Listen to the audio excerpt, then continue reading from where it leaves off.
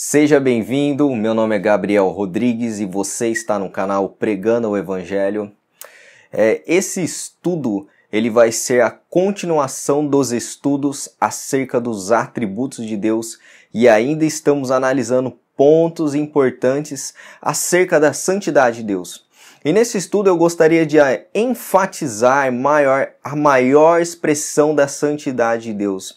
Uma das passagens mais perturbadoras, até mesmo assombrosas das Escrituras, é o relato no registro no Evangelho de Marcos do grande questionamento de Jesus enquanto ele estava pendurado na cruz romana.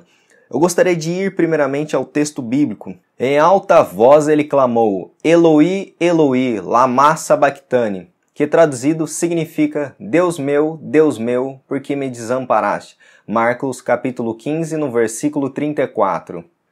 Muitos comentaristas, teólogos ou até mesmo cristãos têm interpretado essa passagem erroneamente ao longo de toda a história da igreja. Alguns disseram que Cristo gritou de raiva ou desespero, pois em toda a sua vida ele foi obediente ao Pai, até a morte de cruz. E naquele momento seu Pai abandonou e agora ele entrou em desespero, sem fé nenhuma. Primeiro que essa interpretação nega a perfeição moral de Cristo e essas pessoas mal conseguem compreender o significado exato desse texto. Outros comentaristas mencionaram que Jesus sentiu o abandono como de uma maneira poética, porque Jesus fez referência ao Salmo 22. Deus meu, por que me desamparaste? Mas o abandono de Cristo não foi algo poético, mas sim real. Outros comentaram que Deus Pai não aguentou ver seu filho sofrendo na cruz do Calvário e por isso não conseguiu mais contemplar Jesus naquele sofrimento, dando a entender uma espécie de abandono apenas sentimental. À luz do que nós sabemos sobre a natureza impecável de Jesus, do seu perfeito relacionamento com Deus, o Pai, as palavras do Messias são difíceis de serem compreendidas. Que tipo de agonia é essa que Jesus experimentou? E que tipo de abandono ele experimentou também? As palavras de Jesus foram registradas, por exemplo, no original em hebraico, e isso nos diz algo sobre a sua grande importância. O autor não queria que compreendêssemos mal sequer um detalhe. Nos tempos de Cristo, por exemplo, a escritura hebraica não era numerada por capítulos e versículos, como hoje. Quando um rabi buscava direcionar seus leitores para certo salmo ou certa porção da escritura, ele o faria citando as primeiras linhas daquele texto. Jesus estava nos direcionando para o Salmo 22, e esse grito de abandono de Jesus foi um cumprimento desse salmo. E o texto que está no Salmos 22, versículo 1, expressa uma experiência de ser abandonado e não apenas de sentir-se abandonado por Deus. Por exemplo, no primeiro e no segundo versículo, ouvimos o Messias lamentando, e ele se considera desamparado por Deus. O evangelista Marcos, por exemplo, usa a palavra grega, e ela significa desamparado, abandonado ou desertado. O salmista usa a palavra hebraica azab, que significa deixar ou desamparar. Em ambos os casos, a intenção é clara. Há um abandono real descrito nos textos bíblicos. O próprio Messias está consciente de que Deus o desamparou e se fez de surdo ao seu clamor. Esse desamparar não é simbólico ou poético, ele é real. E se houve um homem ou uma pessoa que já sentiu o desamparar de Deus, esse foi o Filho de Deus na cruz do Calvário. Jesus estava enfrentando a maldição do julgamento de Deus, e isso foi agonizante para ele, que havia desfrutado da mais íntima relação de amor com o Pai desde toda a eternidade. E agora fica mais uma pergunta no ar. Apenas umas horas antes da crucificação, Jesus disse a seus discípulos: Eis que vem a hora, e já é chegada, em que sereis dispersos, cada um para a sua casa, e me deixareis sós. Contudo, não estou só, porque o Pai está comigo. João capítulo 16, no versículo 32.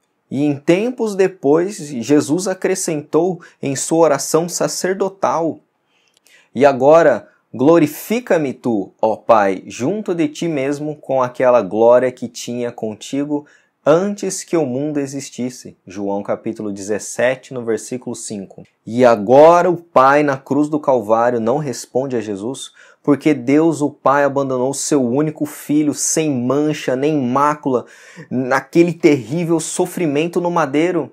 A resposta bíblica para isso é que Cristo, naquele momento, estava experimentando o abandono e o desespero que havia resultado do derramamento da ira divina santa sobre ele como portador do pecado. E um texto que nos dá luz a respeito disso, nós encontramos Isaías na profecia do servo sofredor. Mas o Senhor fez cair sobre ele a iniquidade de nós todos. Isaías 53, no versículo 6. Na cruz do Calvário, Deus fez cair sobre Jesus a iniquidade de nós todos, e ele foi desamparado e moído em nosso lugar. Deus Pai esmagou seu Filho na cruz do Calvário por causa dos nossos pecados. E outro texto bíblico que traz uma iluminação maior ainda sobre o abandono de Cristo está no livro de Coríntios. Vamos ao texto bíblico. Aquele que não conheceu o pecado, ele o fez pecado por nós, para que nele fôssemos feitos justiça de Deus. Em 2 Coríntios, no capítulo 5, no versículo 21.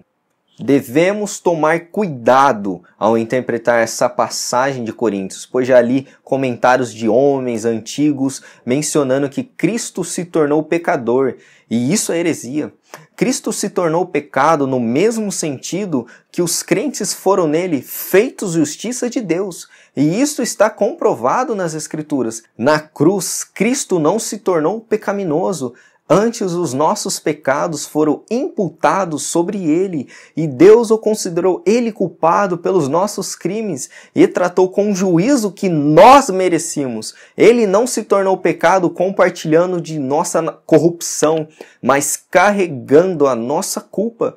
Não devemos nos esquecer que enquanto ele carregava os nossos pecados, ele permaneceu o perfeito, imaculado Cordeiro de Deus, que Deus sacrificou. Foi um sacrifício de aroma agradável ao Pai.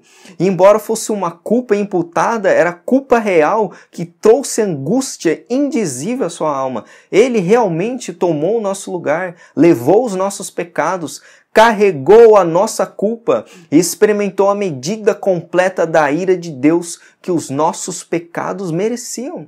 Todos nós ouvimos sobre essas verdades muitas vezes, mas será que já consideramos o bastante para entendê-las e sermos quebrantados por ela?